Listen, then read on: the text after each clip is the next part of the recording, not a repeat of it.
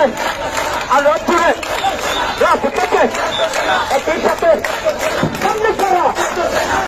December বিজয় দিবস উপলক্ষে বাংলাদেশের স্বাধীনতার পক্ষে শক্তি আহলে সুন্নাত ওয়াল জামাত মনোনীত রাজনৈতিক দল বাংলাদেশ সুপ্রিম পার্টি, ইসলামী ফ্রন্ট ও ইসলামিক ফ্রন্ট সহ সকল অঙ্গ সংগঠনের উদ্যোগে সারা দেশে বর্ণাঢ্য বিজয় র্যালি অনুষ্ঠিত হয়েছে।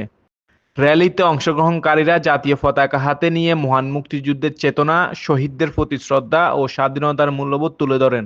বক্তারা বলেন, মহান বিজয় আমাদের স্বাধীনতা ও সার্বভৌমত্বের প্রতীক, যা রক্ষায় সবাইকে ঐক্যবদ্ধভাবে কাজ করতে হবে।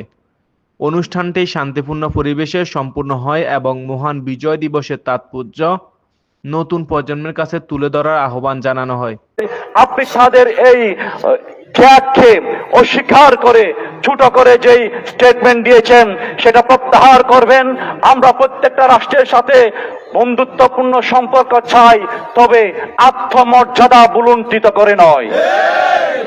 সাথে সাথে এই দেশেও অনেকেই ভারতের প্রধানমন্ত্রীর মতো এদেশেও কেউ কেউ বলতে চায় পাকিস্তানিদের মুক্তিযুদ্ধকে কেউ পাকিস্তানিদের সাথে ইন্ডিয়ার যুদ্ধ হিসেবে অনেকে চালিয়ে দিতে চায়।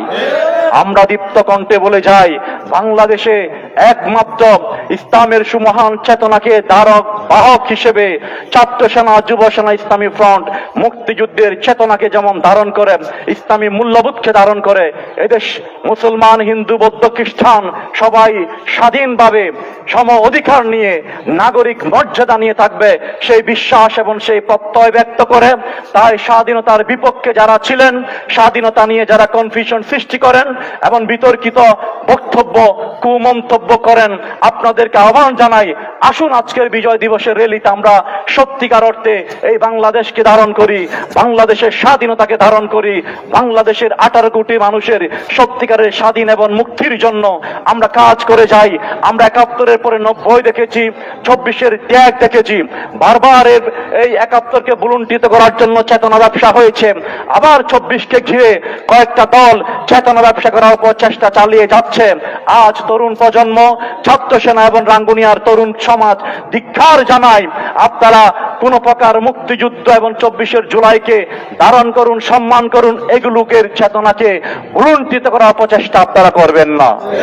তাই আসুন, রাঙ্গুনিয়ার 4 লাখ মানুষ আমরা সবাই ভাই ভাই, প্রত্যেকটা দল, মত, ধর্ম, বর্ণ নির্বিশেষে শান্তি সম্প্রীতির মাধ্যমে সাম্প্রদায়িক সম্প্রীতির উজ্জ্বল মডেল হিসেবে রাঙ্গুনিয়া উপজেলাকে একটা আধুনিক এবং মডেল উপজেলা হিসেবে বিনির্মাণ করার জন্য আমরা ঐক্যবদ্ধভাবে এগিয়ে যাব সেই প্রত্যয় ব্যক্ত করে আজ বিজয় দিবসের এই দিনে সবাইকে আবার বিজয়ের সালাম জানিয়ে, রক্তিম মোবারকবাদ জানিয়ে, ইনশাআল্লাহ আজ এই লাল সবুজের পতাকা নিয়ে আমরা দৃঢ় প্রত্যয় ব্যক্ত করতে চাই, এই বাংলাদেশের স্বাধীনতা, সার্বভৌমত্ব এবং বাংলাদেশের মানুষের সত্যিকার অর্থে নাগরিক মর্যাদা, সাম্য এবং ইনসাফ ভিত্তিক সমাজ প্রতিষ্ঠার জন্য আমরা আন্দোলন করেছি, আন্দোলন করছি, সামনেও আন্দোলন করে যাব। কয়েক কোটি মানুষ বসবাস করে, কিন্তু আজকে দেখেন এখানে কত, কয়েকশো মানুষ মাত্র।